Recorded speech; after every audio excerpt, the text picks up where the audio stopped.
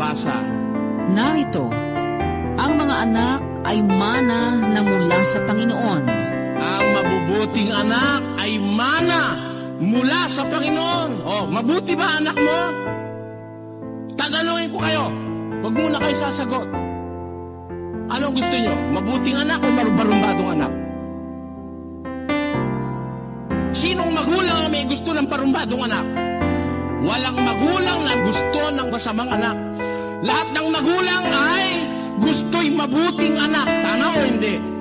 Tanong, bakit merong magulang sa kabila ng gusto niya ang mabuting anak, masama ang anak niya? Bakit? Dahil hindi mo kayang magkaroon ng mabuting anak.